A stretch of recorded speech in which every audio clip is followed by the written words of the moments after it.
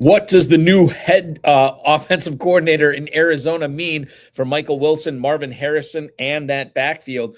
Who do you need to target in Jacksonville going forward in the 2026 FFPC Never Too Early Best Ball and Never Too Early Superflex Best Ball tournaments? And what do you do with the number 2 wide receiver, and who is the number 2 wide receiver for the Denver Broncos this upcoming season?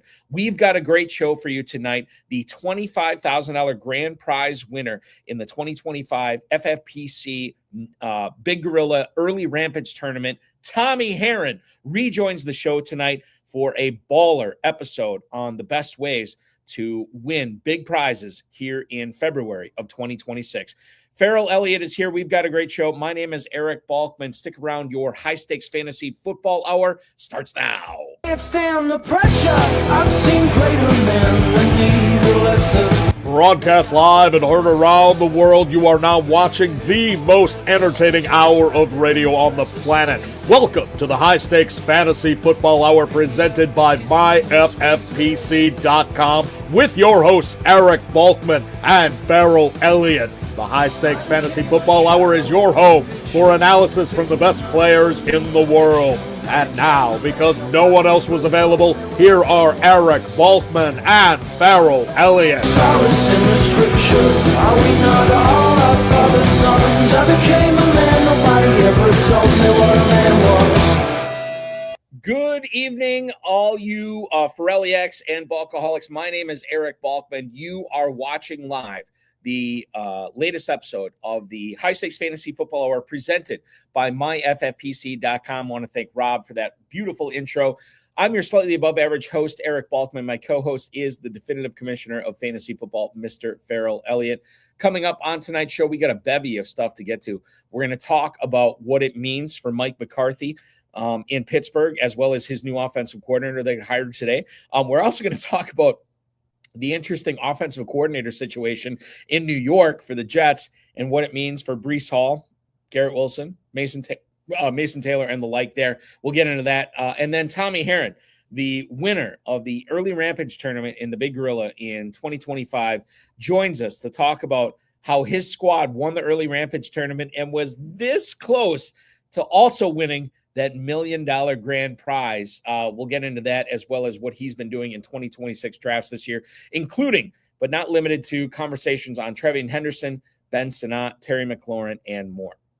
The FFPC Dynasty and Empire Orphans are open right now. We have plenty of them available. MyFFPC.com/dynasty, or just go to MyFFPC.com. Click on that drop-down link that says Dynasty Orphans.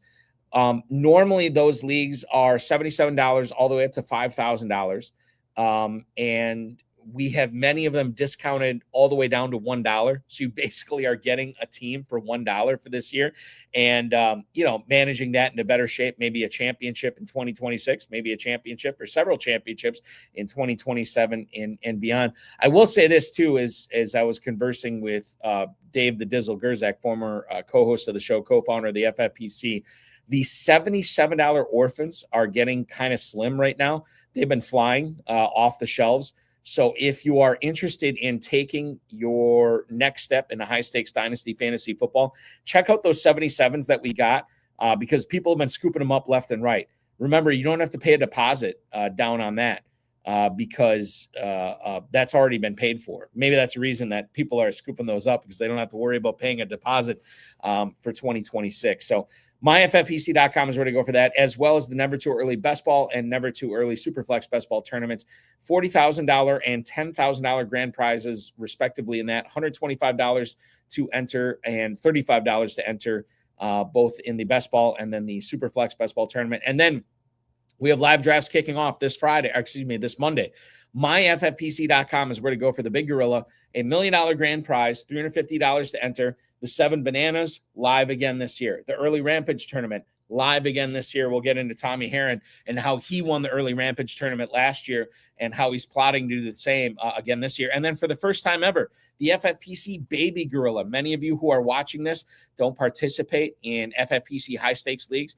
But if you want to do it, and for a brand new price point, you can enter for $125 and you can win $100,000 grand prize in the big. Somebody's going to win it this year. Somebody's going to win that Baby Gorilla. MyFFPC.com, MyFFPC.com, MyFFPC.com is where to go to register for that. Now, I do have one other league I want to promote because it's coming up this Sunday. There's only 2 spots available, but I don't want to be the only one on this call, on this stream right now to talk about it. I have to bring on my good buddy who I'll be hanging out with this weekend live in Western Kentucky for the Super Bowl and the Super Sunday Sweet 16 drafts. I think I'm signed up for 9 of them. There's plenty of people that are be drafting that. I know Steven Yergalos has been in. Steve G, he's been in the show chats this week talking about how excited he is to draft teams down there. And he said he's given me way too much credit as far as how good of a drafter I am.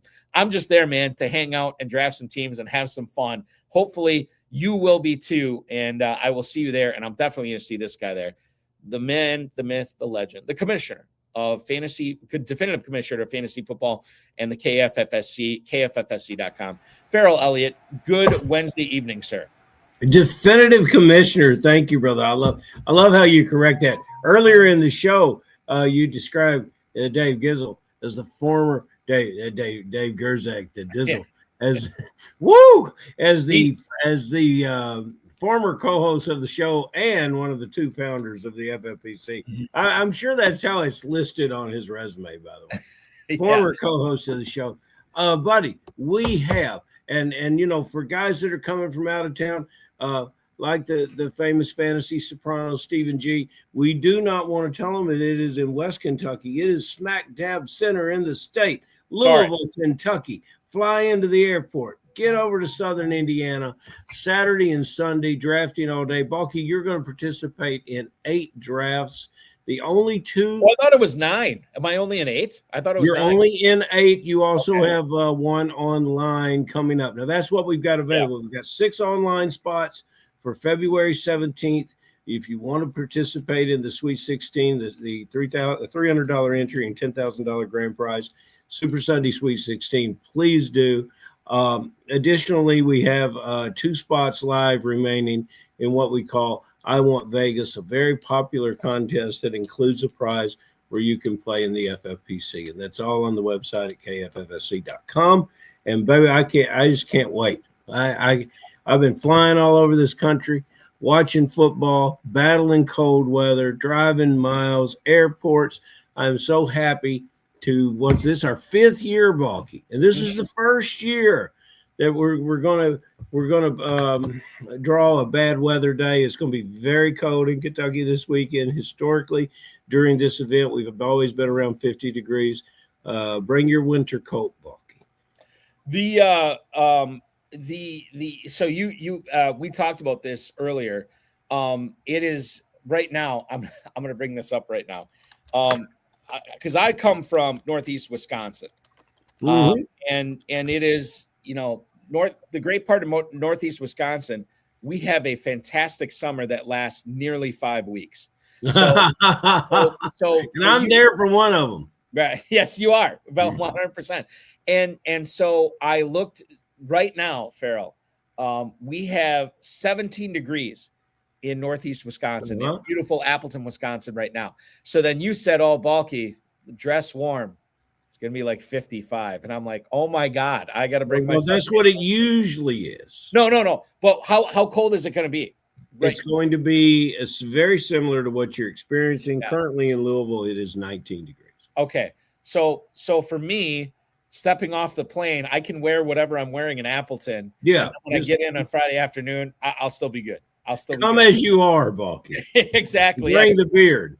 As the great Kurt Cobain once said, yes, come as you are.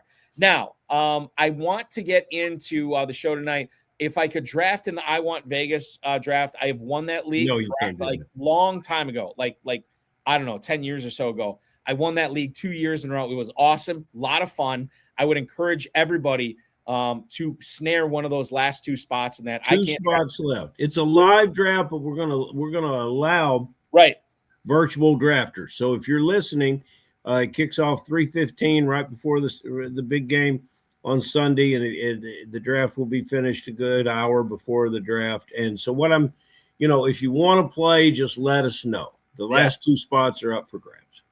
So check that out. It is the perfect way to slip in to the big game, right? Like get a fantasy draft going. And then once that's over with, you get the Super Bowl to watch. And Tommy Herrin's going to tell everybody who to draft. So they got. So before we get to Tommy, who's coming up in just a couple of minutes here, Ferrell, I want to get into some stuff that happened over the course of the last week in the NFL. Tom Pelissero reported earlier this afternoon that the Arizona Cardinals have made a decision on their offensive coordinator. It's going to be former Jets OC Nathaniel Hackett. Now, if that sounds familiar, it's because Hackett was actually the quarterback's coach for the Miami Dolphins earlier in this offseason. Then he took a gig, which would be an upgrade from quarterback's coach to OC, and now Arizona will have him in position to be their OC. I would imagine that Mike LaFleur, who is the new head coach for the Cardinals, would still be calling plays there. But Nathaniel Hackett, if you remember, worked under Matt LaFleur for several seasons in Green Bay. He was also worked as a defensive analyst in 2025 this past year. So the LaFleurs and the Hacketts, they exchange a lot of Christmas cards and have over the year. So if you look at what Hackett's been able to do, his offenses never finished better than 24th in scoring across 2 seasons when he was with the Jets and 1 season when he was the Broncos head coach. This is probably going to be a Mike LaFleur situation, Ferrell. So this is a Mike LaFleur question as much as it is a Nathaniel Hackett question. Now that we know the HC and the OC in Phoenix, what do we do with guys like James Conner, Trey Benson, Trey McBride, Marvin Harrison Jr., Michael Wilson? Are these 2 hires for the Cardinals moving the needle for any of these Cardinals players, up or down, or I guess left or right if it's a needle? How do you feel about those players now that we know that it's going to be the LaFleur and Hackett show in Arizona? Evaluate the players with what you've seen on the field. Leave the coaching out of it. The coaching has to prove itself for fantasy football purposes as to what they want to do. I think when head coaches get the second go around, they leave their first building, packing up everything, moving out of the office. They say, damn it, when I get there next time, it's going to be my way and it's going to be with my guys. And this is what you're seeing with some of the hires. And I don't believe they're organizational hires. I believe they are guys that are near and dear. Balky, like if I'm going to war in a football-related situation, Balky is my man. I'm going with Balky. Balky is my guy. So those are the same kind of decisions that are being made here. I know we can get it right this time. So I will give people credit for being the for their second go around, right? And it's not like Hackett, this is a second go around as OC. Yeah, exactly. So he's had his opportunities before. I think this is more of a Mike LaFleur thing, and the fact that this is his first crack at the job, and he does have some weapons in Arizona. I wouldn't. It's too far for me to say I'm bullish on it, but I'm kind of intrigued to see how this goes, and I'm definitely not fading Harrison, Wilson, Benson, Connor, any of these guys when I'm drafting in Louisville on Sunday and Saturday this weekend. It'll be interesting to see where those guys go for sure. The Pittsburgh Steelers have also made an offensive coordinator hire. Ian Rappaport from NFL Network says that the Steelers are finalizing a deal to hire Vikings pass game coordinator Brian Angelicho. That's good. Is that what it is? Yep. I'll weigh in on this, or I'll let you weigh in on this. Brian Angelicho as their OC. Yeah, there you got it. Angelicho was the tight ends coach for the Packers under Mike McCarthy, okay? For 3 years he did this job. He's been in the NFL for about 20 years, and he's been a tight ends coach for almost his entire pro coaching career. That spans not 4, not 5, but 6 NFL teams. He coached college football at the University of Pittsburgh, so this is kind of a homecoming for him here, as it is for Mike McCarthy as well. This is the first time he's ever been an OC. Mike McCarthy is already calling plays.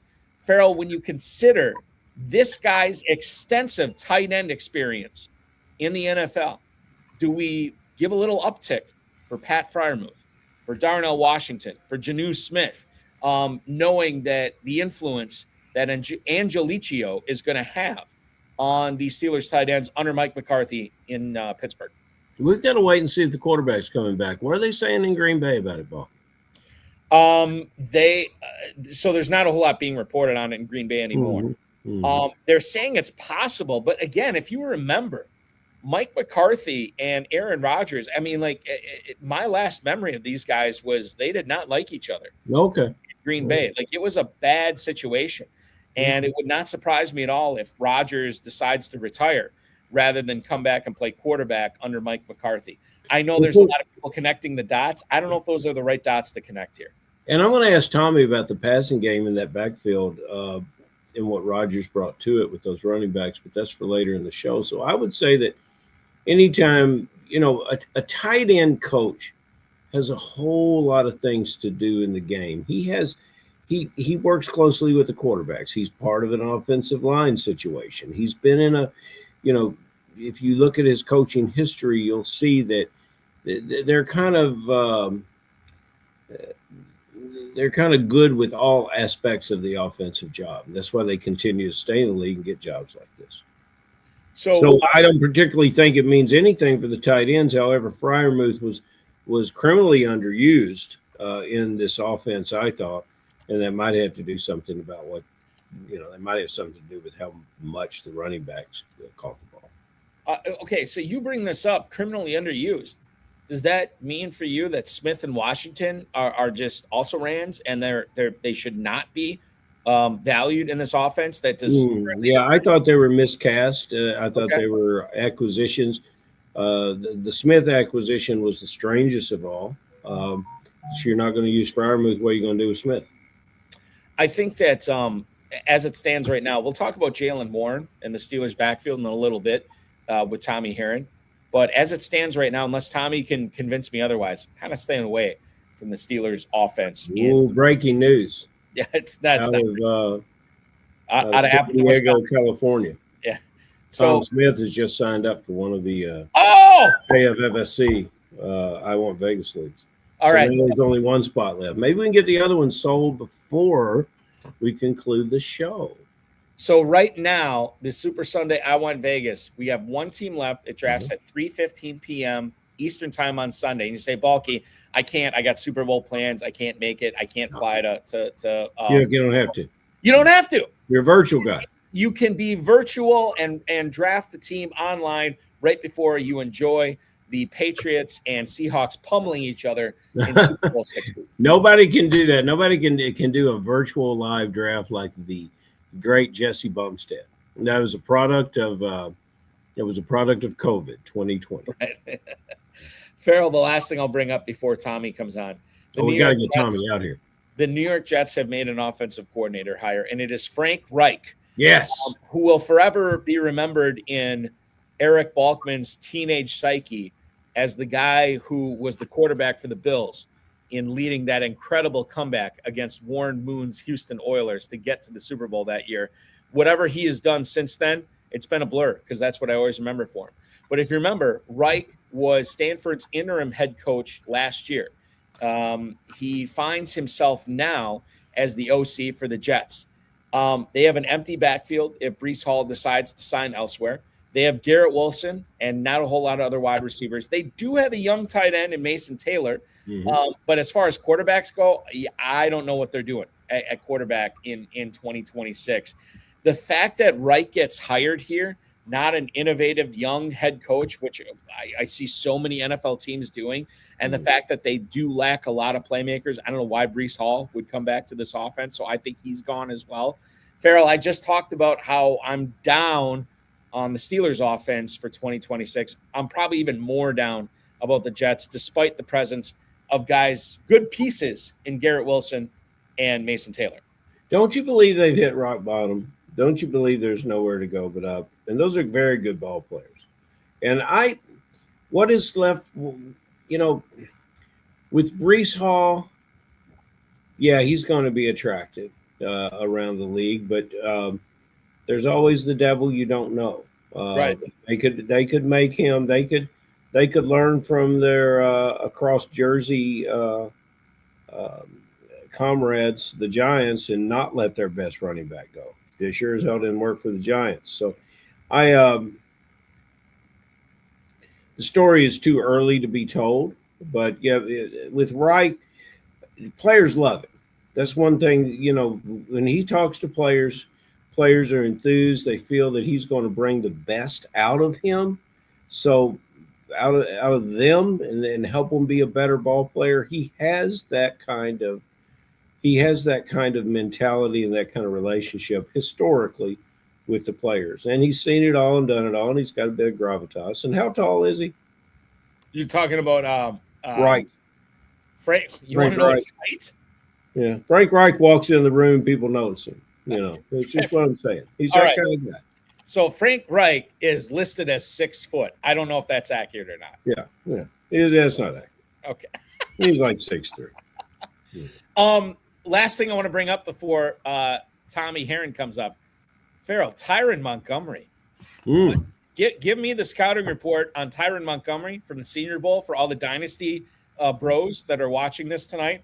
A guy that was playing basketball a couple of years ago and then playing football in the backyard with his brother.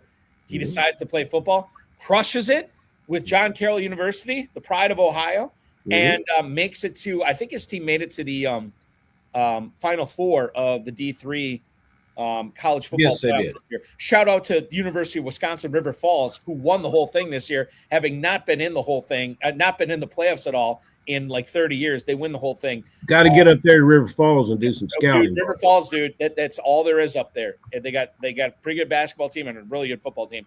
But Tyron Montgomery, Ferrell, for people who are drafting and picking up dynasty orphans, this is a guy we got to start considering now because of how good he's been, and the athleticism really showed out in Mobile. You got to see it up close.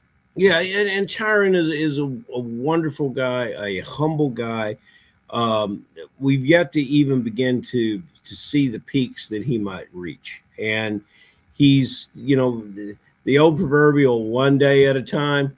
When you come to the Senior Bowl, he first started at the American Bowl, got moved up to the Senior Bowl. When you come to those bowl games, you've got 3 real days of practice. 1 day is a walk through the game. As far as scouting is concerned, doesn't really mean that much.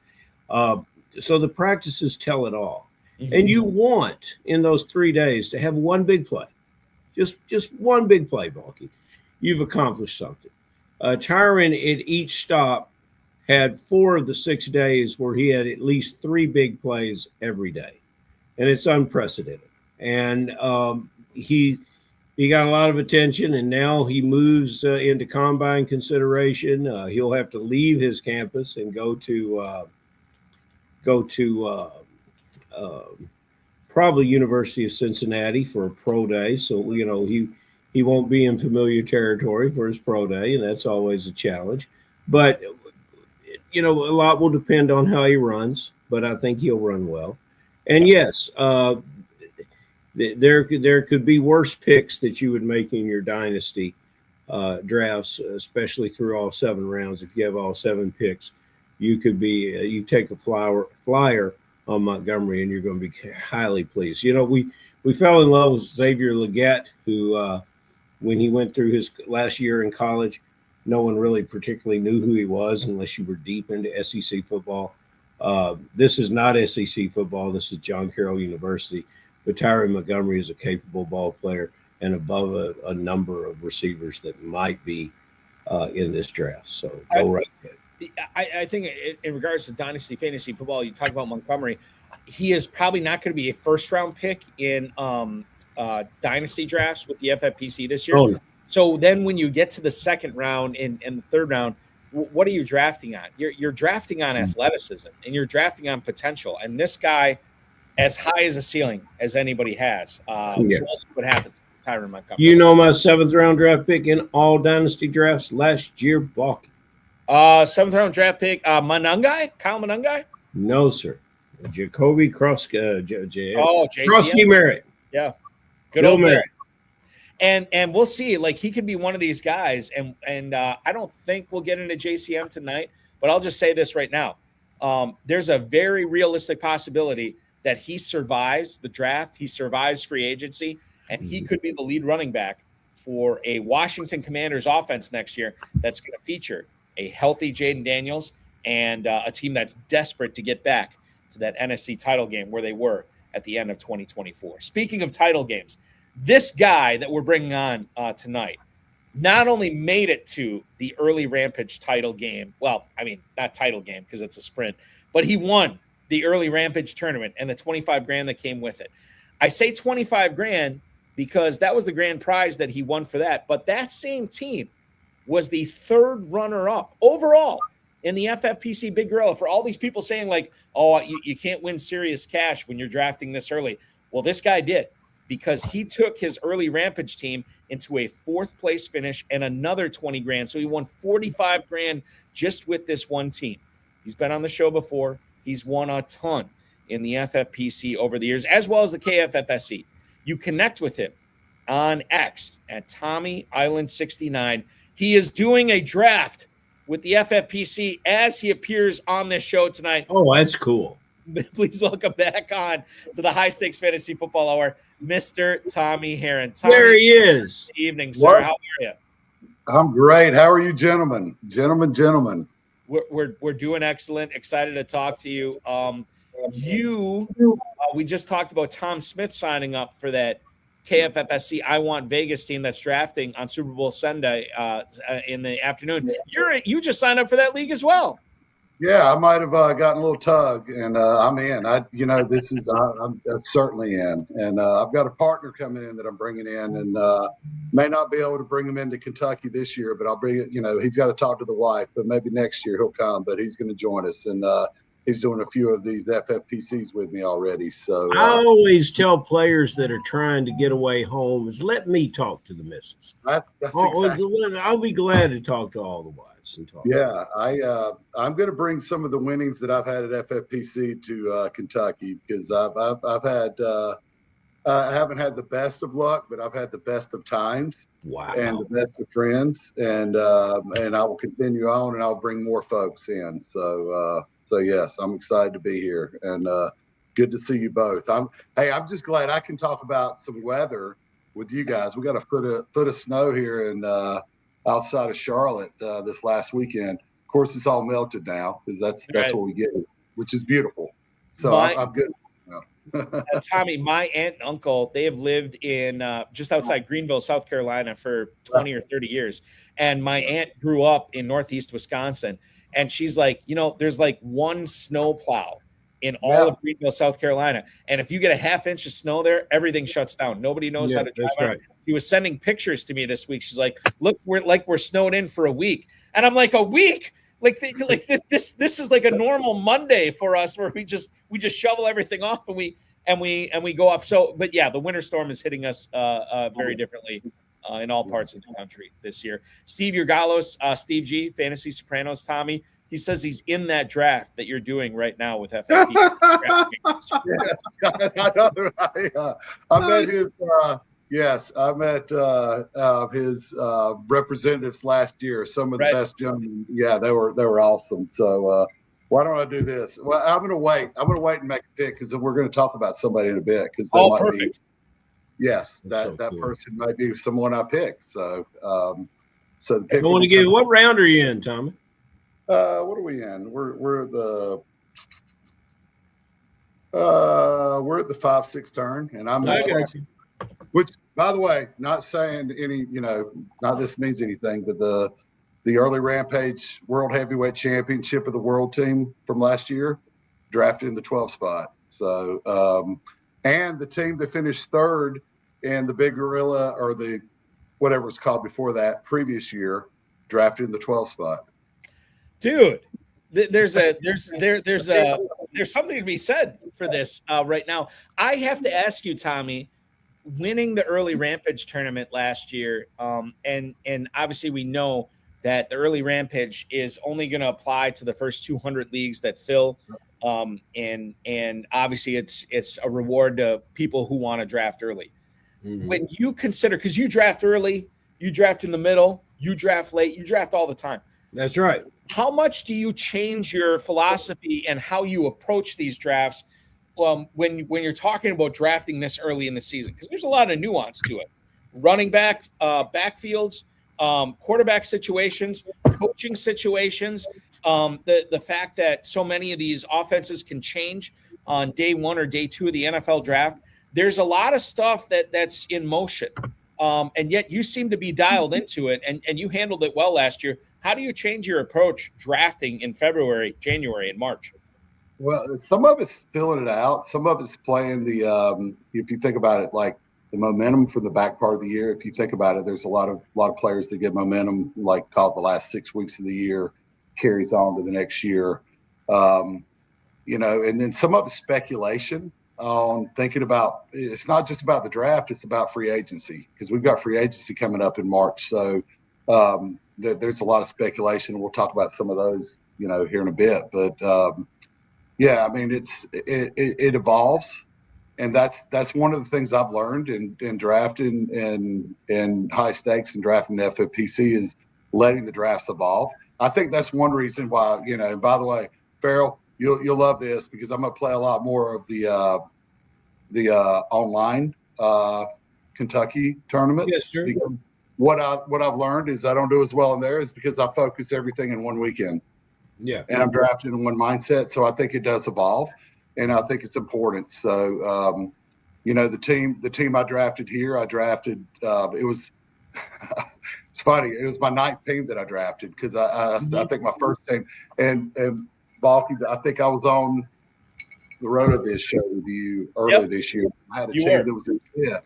That wasn't the same team. That was the second team that I drafted, and it was in that top 5 going in. This team was 250 points behind that going into the final dance. I advanced, and this one was drafted on March 14th, and you try to speculate, but you also can't just say, I'm going to draft every rookie. You just have to balance it out. Well, who were some of the guys that you had last year that obviously you draft them and you watched their ADPs climb throughout the year? They had to for you to win this thing. Who were some of the guys that you were most proud of in the draft? Take us down memory lane. All right. So it's funny. There really wasn't anybody that I reflected back on this. There was a few.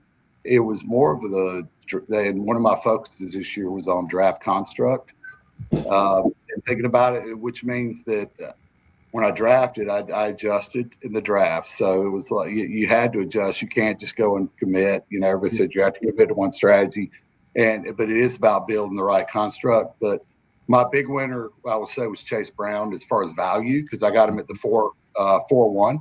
I went James Cook 312, Chase Brown 4-1. So if you think about that, those two guys were juggernauts.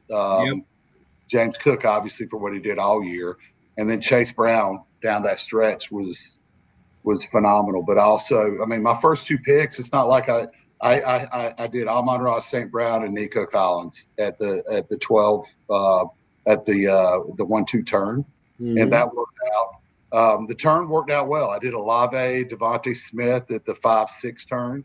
They turned out well. I got Herbie at the 11-12. I got Trev on waivers. So Trevor Lawrence. Trevion Henderson? No, Trevor Lawrence. Yeah, so there wasn't really there wasn't really like a rookie or anybody, which is weird, because last year the team that I did, well, like I had guys that jumped, so it was really Chase Brown. But I, you just hit on some players and you hit on them the right way. I mean, I had Dallas Goedert.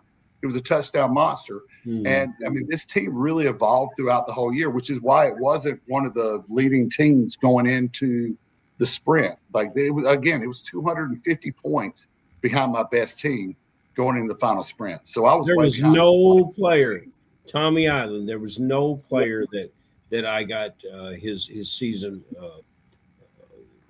and I was on the wrong side of the season as far as I was with Goddard, and I just didn't trust Goddard physically. And boy, I learned my lesson as but to your point, Ferrell, like there's a lot of touchdown inflation with Goddard. Yeah. It's not like I'll take touchdowns, Balky. I like getting these jackpots. I like them. I'm just saying, as far as like, beat down on him, it's not like he had these like 9 for 90 games. Like it was a lot of touchdowns. He took away Hurts touchdowns from the tush push. All those early little, like it was all that inside the 5. He was the red zone guy. He took him away from Barkley. I will say this: I was right on Ferguson, and I was able to get Ferguson later, so it wasn't as painful. When you're playing in the FFPC and you start getting the tight end position wrong, you don't want to get too many of them wrong, Tommy. No. This team was a surprise when it came. I'll be honest. I thought Team 2, the team I had, was a juggernaut team, and it felt. I mean, I had JSN. I hit all those things we were talking about. I hit the jackpot on every one of those guys, except they fell off in the sprint. So, and that happens, right? I mean, like we've seen teams just dominate the regular season, and then when it's all on the line, when the cash is being paid out, they fall flat. And for as many teams we've seen fall flat, we've seen many teams ascend. Like this team that not only won the early Rampage, but took 4th place overall in the FFPC Big Gorilla. And I have to ask you, Tommy, you think about what Week 17 is like for those teams, for those players that have teams that are near the top when you're watching your team fluctuate, go up, go down. What was the sweat like in Week 17, knowing that this team ended up winning the early Rampage, but it wasn't all that far off from winning $1 million overall in the Big Gorilla? Everybody talks about, well, you got to draft your teams late. You drafted this team March 14th, and it came this close to winning the whole thing. Yeah, and look, I went through this last year too. Remember, I finished 3rd last year, and Absolutely. I'm not saying that too much. I'm just telling you from a scenario perspective. The previous year, I had a team that was like 30th going into Week 17, and I was like, I was going to be happy with, hey, get the top 25, and I made a run. The team made a run. This team was the opposite. I was 4th going into the last week, 4th or 5th, and I had put up 248 Week 1, 196 Week 2. So this team jumped, and I had the worst week I'd had of the entire thing. But I will tell you that I would say the whole week was like that across the board. Week 1 of the fantasy sprint was by far one of the biggest weeks we've ever seen. I mean, there was some of the highest scores, and what I held on. I was going into. So I had a couple decisions. Here's the biggest scenario I had. My flex 2, I was looking at Aaron Jones, Jalen Warren, Devonta Smith, and Aaron Jones was looking at, okay, he's coming back from injury. Jordan Mason's out, but okay, it's he's playing Detroit, and I was like, all right, he's injured, but I had Jalen Warren, who was playing Cleveland. DK Metcalf out, coming off the 29-point game. Devonta Smith, I was pretty much out on because he had the weather game. Yeah. So I was pretty good on that. But I couldn't decide, do I play Aaron Jones or play Jalen Warren? Aaron Jones was playing on Thursday. So I said, all right, I'm back and forth, had him in. I kicked it to the curb and said I'm going to make the decision for the weekend. So I didn't play Aaron Jones. Aaron Jones scores a touchdown. Didn't have a good game, but he put up 15 points. That cost me 3rd place, okay? At the end of the day, but I'm not going to beat. But last year, I hit every single decision right, but I can't beat myself up for it because I made other good decisions. Yes. Because AJ Barner, I played him over Dallas Goedert. He put up 2 extra points over Dallas Goedert. That took some guts. And then here's the kicker, and I'll sum it up with this. I thought I was going to end up like, 7th, 8th, or whatever. I had the Rams defense, Jared Verse, block punt to the house. Oh, that's beautiful. Touchdown, winning. That was a 4th quarter play too, right?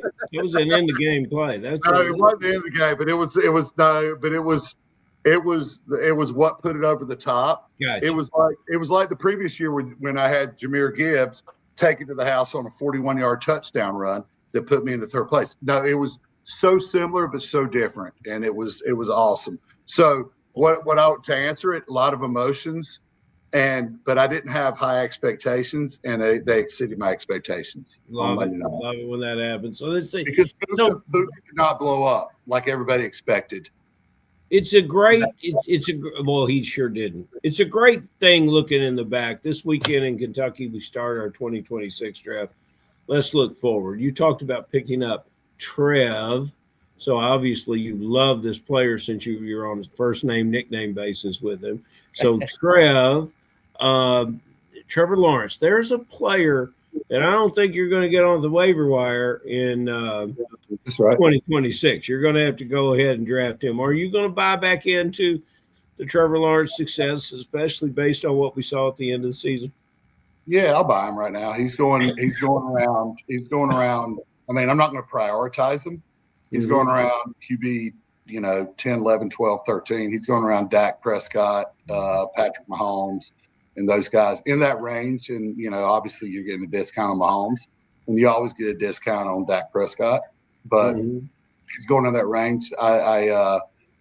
What I like about him, I'm not going to completely fall for the banana in the tailpipe, because that's you see that, but it's he's got the rushing, which is where he really excelled this year. Because if you remember early in the year, people were still discounting him, and he had I remember the game, and it was like all of a sudden they're just bashing him.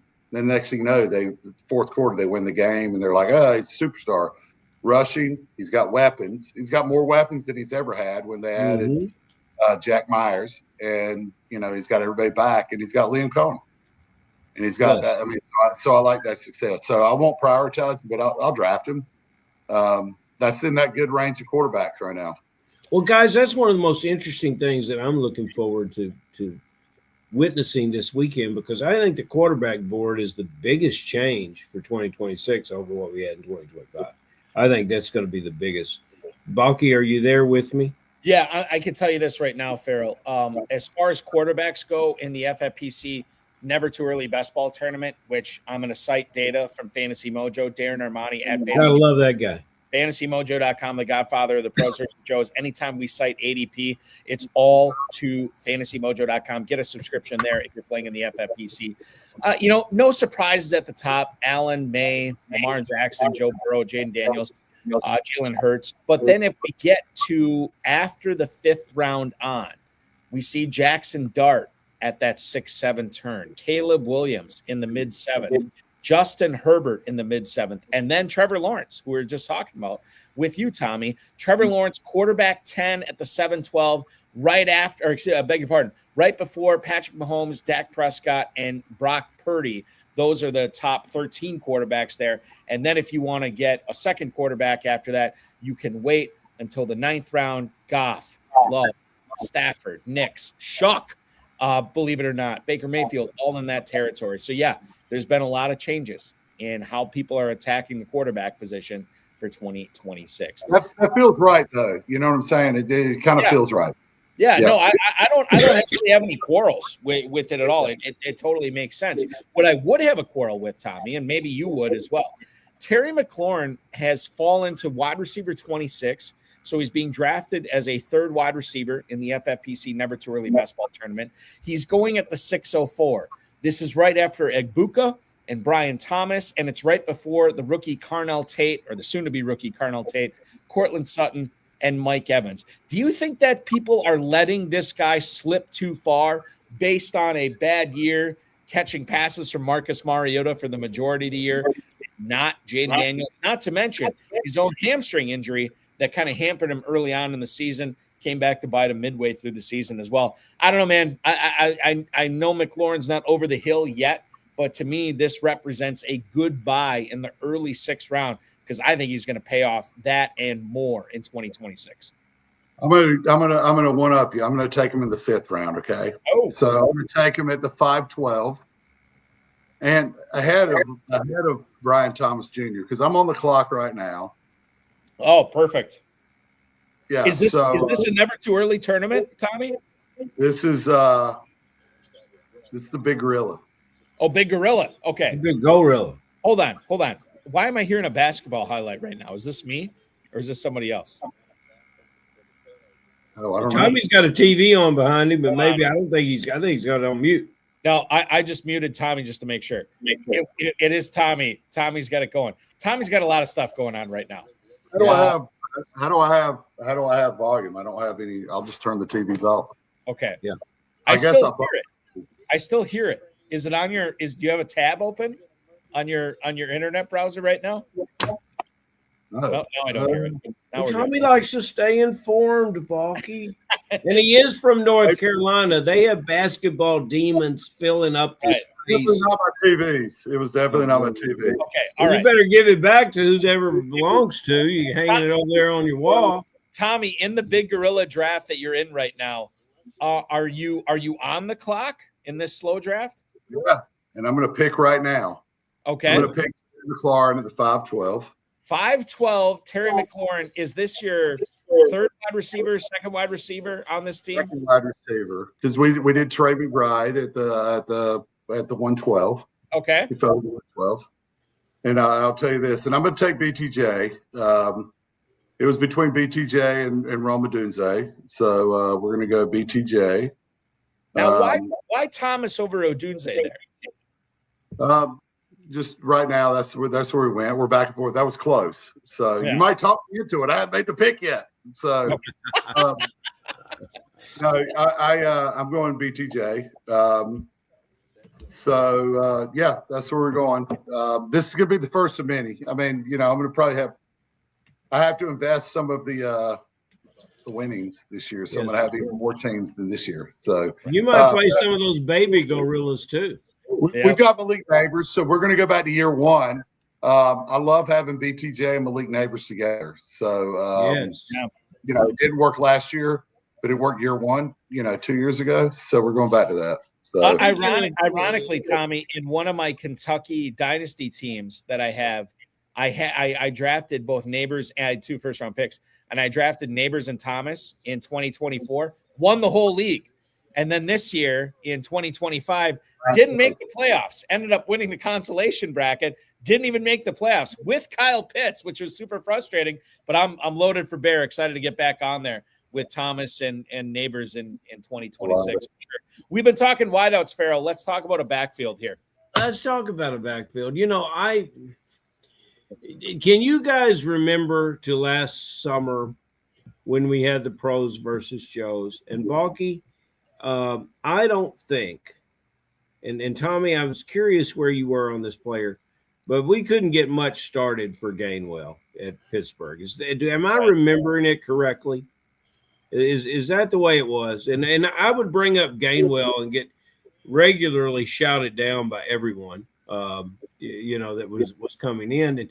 And Gainwell, as I recall, was a 13-14 rounder. Is that, Balky, is that what you have? I'm looking it up right now. Here's, looking at the season that they had, we didn't know what the Rodgers situation was going to look like, and I expected more out of the tight end.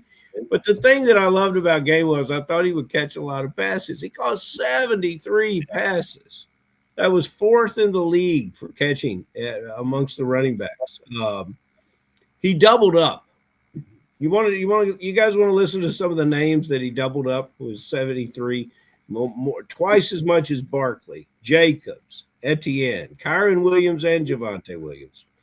Everybody talked about how many passes Swift was going to catch. He doubled up Swift. It was just a fascinating year. Now, the other running back rushes for 900 yards. He catches 40 balls.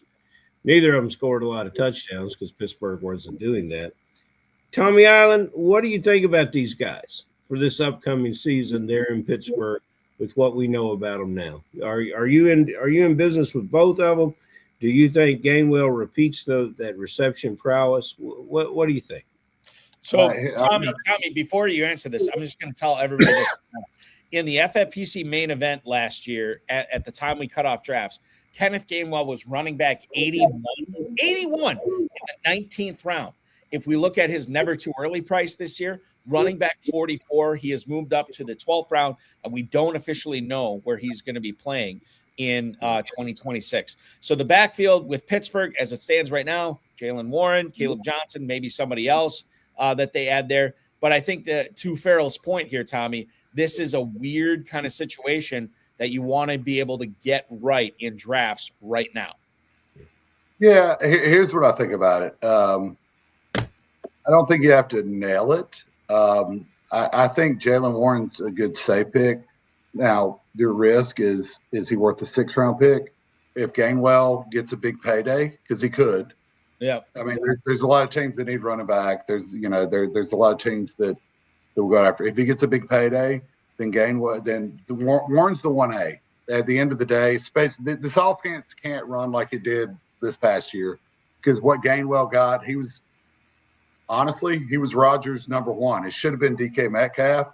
It was Kenneth Gainwell. And it was frustrating for DK Metcalf owners, especially when you saw him throw to DK Metcalf and saw how it worked.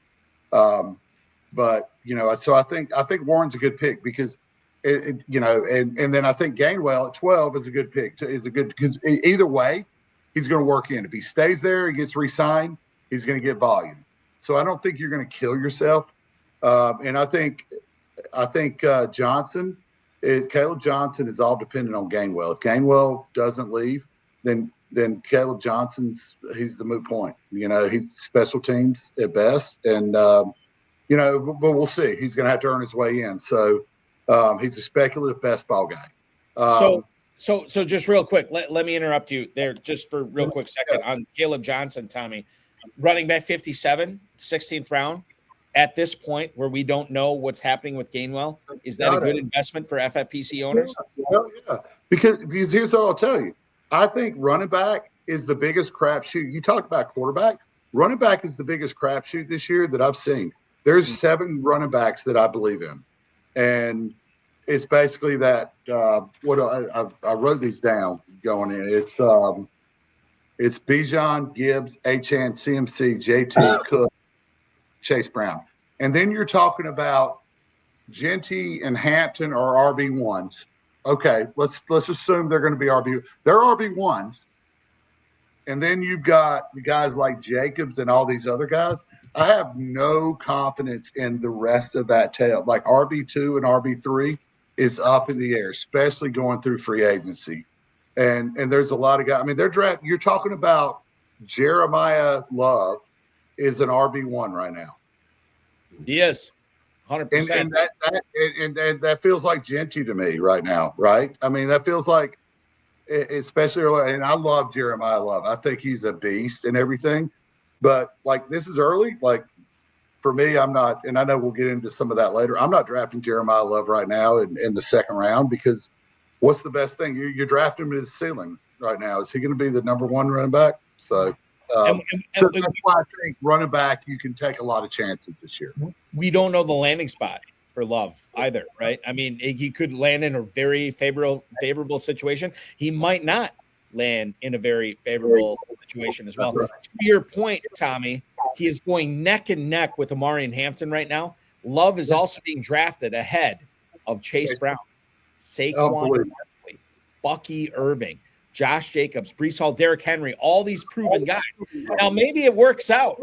Maybe if you draft Love there, you're crushing it. But at the same time, we've seen these other guys do it. Chase Brown's talking extension with the Cincinnati Bengals. I mean, I really like that. I think Barkley is free of Kevin Patullo this year. There is something to be said for Barkley as well. So, yeah, I mean, it's exciting to draft Jeremiah Love. But, it's also like this goes back to – you talk about NBA teams, NFL teams, Major League Baseball teams. There's certain teams that always seem to win the offseason every year. Yeah. I think you can win the offseason by drafting a guy like Jeremiah Love, but at the end of the year, it may not work out as good as it would had you draft Brown or Barkley or Henry or one of these other guys. Something to be said for that, for sure. I want to move on past running backs. Let's talk tight ends. Zach Ertz had a potentially career-ending knee injury that we saw last year. He is not, at least all the reports I've said or read, Not said. I'm not a reporter, but all the reports that I've read certainly lead me to believe he is not going to be back in Washington, which leaves one Ben Sinnott, who could take a step forward there. We have seen year after year, Tommy, about these tight ends that are being drafted super late in the FFPC, and then they fight their way up into a top 15 or top 12 tight end finish. Is Sinnott going to be one of those tight ends this year? Yeah, we'll see. I mean, I think it's right now he's going in the like 18th, 19th round. He's a free spot. I think it's worth a pick. I'll be honest. Like last year, and I know they didn't go to, where did Sinnott go? Like Arizona. And I compared him the way he was drafted when he came out to, if you remember Trey McBride, when he came out his rookie year, he didn't pan out, but he was like the top tight end coming out, and Sinnott was kind of like that when he one of the, and Trey McBride played, and it's funny, he played with Zach Ertz, and when Ertz left, Trey McBride stepped up, and I thought, anyway, they were together last year when Ertz went out. I thought, is this Sinnott's chance? Is he going to be the poor man's Trey McBride? He wasn't, but I think he's definitely worth a speculative pick. I think what you have to wait on is to see if they do anything in free agency, if they do anything in the draft. But I think today I'll draft him, especially when you're getting him. Am I wrong? Especially at that spot. It's the 19th round. It's a free spot, free pick. Hey, tight end 42 right now, Sinnott, 19th round, behind Evan Engram, Mike Gesicki, and something called Oscar Delp. This is I don't know. Ferrell might know him better. And Theo Johnson. No, he's definitely behind Theo Johnson. Noah Gray, Darren Waller, Jack Endries, all behind Ben Sinnott. Right. And Mark Bavaro. And Mark Bavaro. Yes, absolutely. Yes, Pete Metzelar's also going behind one Ben Sinnott right now. Hey, Derry Greer's throwing down from the West Coast. He's talking about Tommy. Derek and Tommy both showed up for their first year in KFFSC. One representing the East Coast, one representing the West Coast. It was a pleasure to have those guys in the building the rookie year. Listen, you gave us a list of running backs. Travion Henderson wasn't on it. If you made a number 2 list, is Travion Henderson going to make that list? Look, where I'm at right now, he's going. It's funny. I looked at this earlier. Where he's going right now, like that 4-2 spot. That's exactly where he went, and the team that I drafted, the early Rampage team, same spot he went in last time. So I have more confidence that he'll perform this year better than last year. I think if you look, I think Ramondre Stevenson's rising up. The talent's going to eventually rise. Ramondre's still a value. Yeah. So I'm still I'm lukewarm on it. I'm not out on Travion. His talent is so immense. I mean, you saw the games, you saw the explosiveness. What you're not going to get right now is Jahmyr Gibbs. What everybody hopes for is Jahmyr Gibbs. I don't know if he'll ever be Jahmyr Gibbs. No, but he's got that kind of talent. So I don't know if they'll be disappointed. I think eventually talent out will win out. But so I'm kind of to better answer it. I'm lukewarm. I don't have a firm answer on it. I don't want to commit either way. So if that helps, I mean, I think that's saying yeah, maybe. Since the show is on a Wednesday night in February, we're going to let you wiggle off the hook on that one. Lucky, when the hell have you heard Tommy? When the hell? That could be an imposter. That may not even be Tommy Herrin. No hand on the Bible on this. Look, now he's swearing in. He's swearing in about something. I don't know. It may not be Tommy Herrin. I'm taking a screenshot. All I do is spit back, baby. So we have to get to. I'm going to skip emails tonight, Ferrell. I want to get to your final question here for Tommy. Oh yeah, Tommy. This is always the most controversial question and Balky lets me ask it. He's going to ask a nosy question before we get off the air, but I'm going to ask the controversial question. You, being one of the most positive gentlemen I have ever met, have now must turn negative and tell us who is the player that you will not touch in the FFPC, KFFSC, and then will you tell us a player that you must have? Could be a top pick, could be a middle pick, could be a late pick. Doesn't matter when. It's a must-have whenever you can get him. Go. All right. Not touching Joshua J. Jacobs. Done. Bye-bye. Drive home safe. Is that an age thing for you, Tommy? Like, what's the reasoning from staying away from Jacobs? It's just like everything I've seen. And by the way, the ball, look, that's nothing against Green Bay. I know you probably had some frustration. Look, he's had, look, his all he got last year was touchdowns. I mean, that's what he's going to come down to. Is he's going to be a touchdown guy. Just not touching him. I feel like it's a little regression and everything else. I don't know if I have a must-have yet, but I'm going to call out a few names here that I like, especially where the values are. I like Jaden Higgins a lot. Where he's going. I like Saquon Barkley. I mean, you said that earlier, Balky. I should have included him in my top running backs because I would move him up to there because he's a great value at the end of that second round. Yep. He wraps around some. And then I like Rootin' Tootin' Putin. I like Tootin', especially if ETN goes somewhere, and especially right now, if ETN goes somewhere. I like Rico Suave because if he leaves Carolina. And then I like Chuba because if Rico leaves Carolina, Chuba's back healthy again. So those are my guys. It's a good answer to that question, don't you think, Balky? Yeah, I do, and I want to weigh in on this real quick.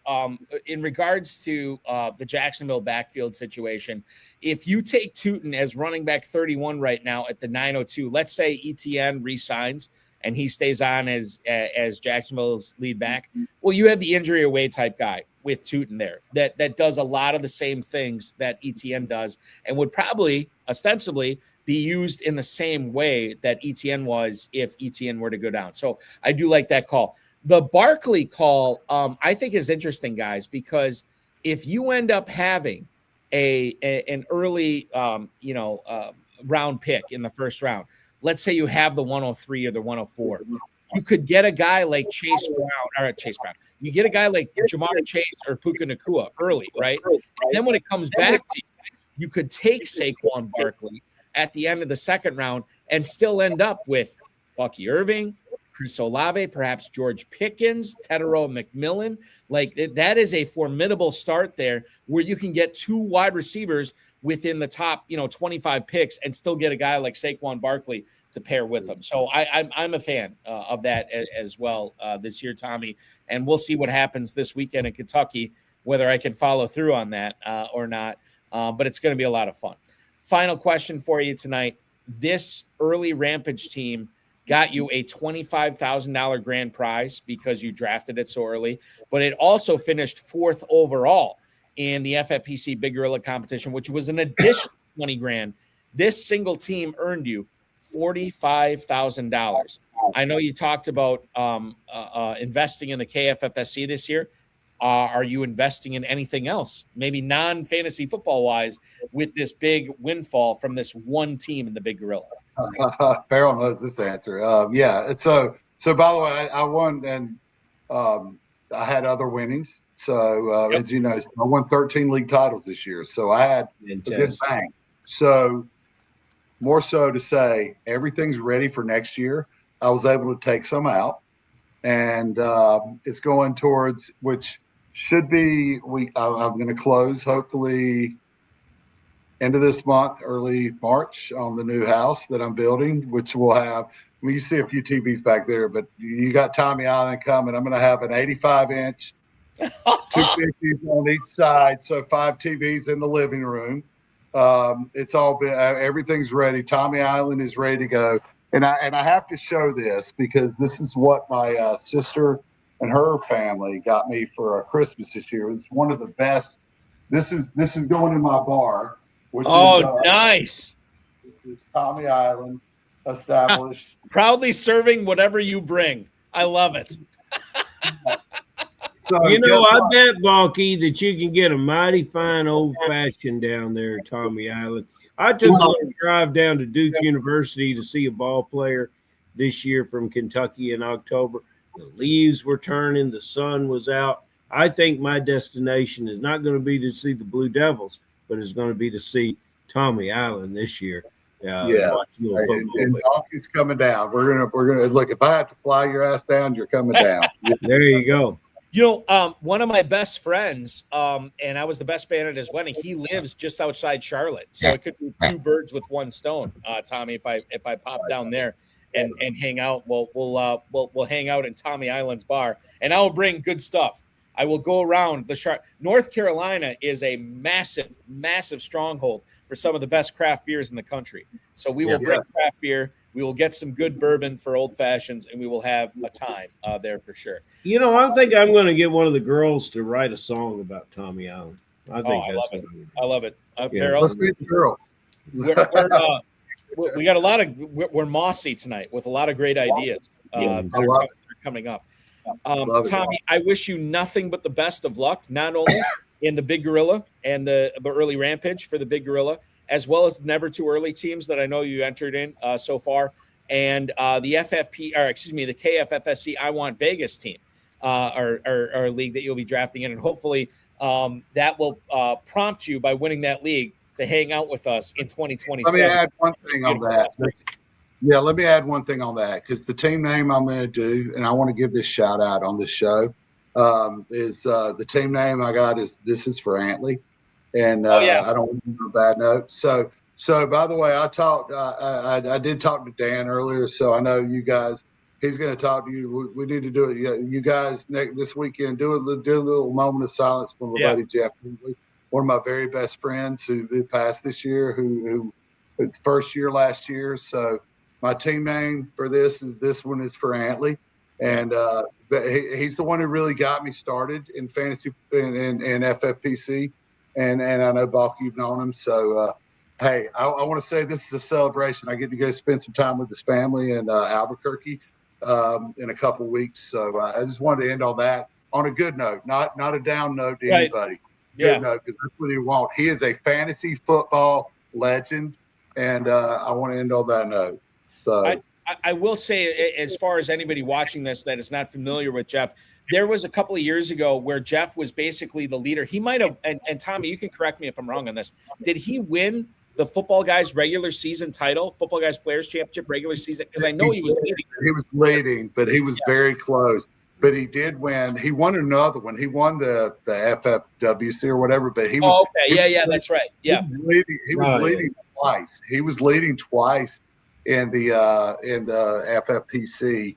And finished very strong and really got me in. And we were competitive, and it was just a great guy. And, well, he came in for his first year live in Kentucky, and he made friends from table to table. Everybody enjoyed him being there, and you know, you can understand how you two were running buddies. So, guys, he's going to be terribly missed and often remembered. I remember him talking with him in Las Vegas over the years. And then he came to Kentucky with like Tommy. I think you and I shared a conversation with Jeff for like 10 or 15 minutes, like at a break in one of the drafts. And then I meant to like, well, I'll catch up with you later, you know, because we had to go. And he was always talking to somebody new, right? And it was all over the place. Everybody wanted to talk to him. He was such a great guy. And I'm glad to hear that at least one of your teams makes his memory live on this year, because his memory deserves to be live on. Sigmund Bloom said this from Football Guys. I said this at my brother's funeral a couple years ago. We all die twice, right? We die once we pass away, when our heart stops beating, and then we die when the last time our name is uttered. And one of the great things about Jeff Antley is his name is in no danger of being uttered for the last time, anytime in the near future. So yeah, kudos to you, my friend. Great to hear that you'll be playing for him this year, because he was gone too soon. Hell of a guy for sure. Appreciate you guys so much. God bless. And I'll see y'all soon. Get ready for yes. Ready for a great draft coming ahead on February 17th. Good. I think that's good. So. It's going to be a lot of fun. It's going to be a lot of fun. Tommy Herrin, the 2025 FFPC Big Gorilla Early Rampage Grand Prize winner, as well as the third runner-up in the Big Gorilla. Tom, thanks so much for hanging out with us tonight. Enjoy the Tommy Island Bar, which I'm sure an old-fashioned is going to be poured after the show tonight to come down from this great live experience. I will talk with you again very, very soon. Obviously in Louisville coming up in August, and I'm sure I'll see you in Vegas too. Take care, guys. Appreciate you very much. You got it. That is Tommy Island. Tommy Herrin, ladies and gentlemen, the early Rampage winner in the Big Gorilla, the inaugural Big Gorilla early Rampage winner, Tommy Herrin, joining us tonight. $45,000 for one fantasy football team, Ferrell. That's a good ROI for sure. Yeah, it is. I think anybody can agree with that. Well, listen, man, this is going to be, we're doing the show on Wednesday because you and I will be drafting. Well, you won't be drafting, but we'll be hanging out on Friday. I'm very excited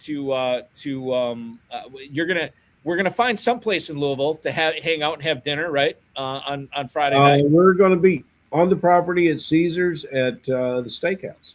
That's beautiful. Love it. That is fantastic. I'm going to pick you up at the airport. Yes, you are the man. That is going to be that's going to be a lot of fun. I think I fly in. So I'll get you the details. But yeah, early Friday afternoon, and we'll spend the whole day with Ferrell. It's going to be a lot of fun. We won't have a show for all the viewers who want to spend Friday night with Ferrell and Balky. But we'll be back next Wednesday as well for another special Wednesday edition of the High Stakes Fantasy Football Hour. Ferrell, I'll talk to you in a little bit less than 48 hours, my friend. I'll do it while I'm seeing you in the same room with you, Paul. Exactly. That is beautiful. Be good, man. See you in a couple of days. Thank you, man. Ferrell Elliott is the definitive commissioner of fantasy football. KFFSC.com. KFFSC.com is where to go. Remember, there is one spot open in that I Want Vegas draft that is coming up this Sunday, 3:15 Eastern time. Remember, you do not need to be present. You can draft this from the comfort of your own home. You never know. You might win a free trip to Las Vegas, a free entry into the FFPC Main Event where you can compete for $1 million grand prize. Tom Smith is in it. Tommy Herrin's in it. A lot of people, a lot of fun people that are going to be in it. So you want to check that out. One spot left, and it drafts on this Sunday. I want to thank Tommy Herrin, Ferrell Elliott, the FFPC, Rob Bryson, of course, each and every one of you. As I said, it's our final Wednesday show. We're doing 3 straight Wednesday shows because I got a lot of stuff going on the weekends and I can't do Friday night shows. So next Wednesday at 10 p.m. Eastern time, we will be live again, Ferrell, myself, and another great guest. So check that out on the FFPC socials. In case you missed the Insider Access show last week on Thursday, Dan Fornick from Player Profiler joined me. He is an offensive line savant. We got into a lot of offensive line conversation and how it affects fantasy values for running backs, receivers, quarterbacks going forward. That was a lot of fun. And then we will be live tomorrow night, 7 p.m. Eastern time with 2 full hours with the Sports Gambling Podcast co-host Sean Green, who is a longtime player in the FFPC. He's going to give us his insight, not only on some Super Bowl props, but some early FFPC ADP as well. RotoViz High Stakes Lowdown returned for a Season 11 premiere last night. Season 11, unbelievable. We had Scott and Brad Thomas, a father and son duo that don't necessarily co-own a lot of teams together, but they do compete against each other a lot. Brad ended up winning the Never Too Early Best Ball Tournament, Never Too Early Best Ball Superflex Tournament in 2024. We had both those guys on last night. And I'll be honest with you, it's kind of a behemoth of a podcast. It's like 90 minutes because there's a lot of stuff we got into as far as ADP and value and so on and so forth. So check that out. It's on the RotoViz podcast feed as well as the FFPC socials as well. The RotoViz High Stakes Lowdown will go live again next March 3rd. So it's the first Tuesday of every month until the season starts again. And I think I have a guest co-host for that night, but I don't want to reveal it yet because we had to dot the I's and cross the T's yet on that. But I'll let you know once that's good to go. FFPC Dynasty and Empire Orphans available, myffpc.com. Enter for $77 all the way up to $5,000. A lot of those teams are discounted down to $1 right now. So you're basically getting a team for free that first year. MyFFPC.com is where to go for that. The Never Too Early Best Ball and Never Too Early Superflex Best Ball tournaments available for $125 and $35 entry fees, respectively. In that Never Too Early tournament, a $40,000 grand prize is up for grabs, a $10,000 grand prize up for grabs in the Superflex version. Those tournaments will shut down the day of the NFL draft. So there's a lot of value. Swing your sticks in that one. Swing your swords, as the kids say, and draft for home runs, because that could end up being the difference between you winning, $1,000 or $40,000 in that competition. And then, of course, the FFPC Big Gorilla and the FFPC Baby Gorilla going on right now. MyFFPC.com, MyFFPC.com. The Big Gorilla, $350 to enter. You're eligible for $1 million grand prize. The 7 Bananas promo is live. The early Rampage tournament promo is live. Tommy Herrin, who we just had on the show tonight, ended up winning the early Rampage tournament last year, and that same team took 4th overall in the FFPC Big Gorilla. So for anybody who says, oh, you got to be drafting in August or September in order to win big, Tommy Herrin is living proof that you can draft right now and have a fantastic squad.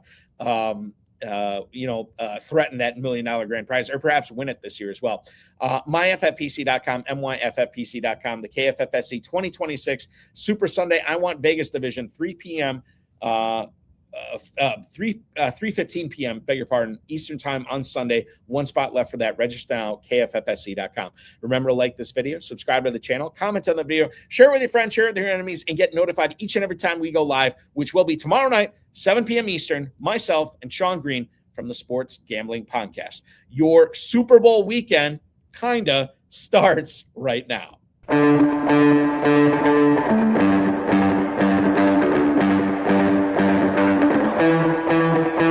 This has been another episode of the High Stakes Fantasy Football Hour presented by MyFFPC.com. It was broadcast live and was watched around the world. Balky and Ferrell will be back next week with more analysis, more interviews, and more advice from guests much smarter than they are. Thanks for watching, and we'll talk with you again next week.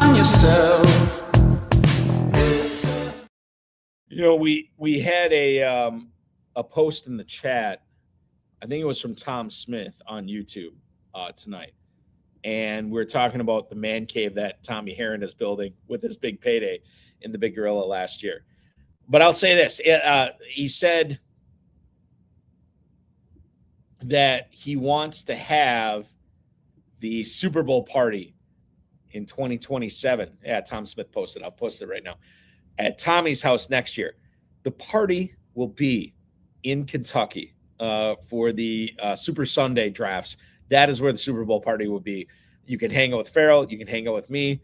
Hopefully Tommy gets there next year. Steve G from Fantasy Sopranos, and a lot of the people that hang out and watch this show will be there as well. Cannot wait to draft a bunch of teams this coming weekend, and then watch the Seahawks and Patriots get it on in Super Bowl 60. That's going to be a lot of fun. Don't be a wish I had. Be there next year if you can't make it this year.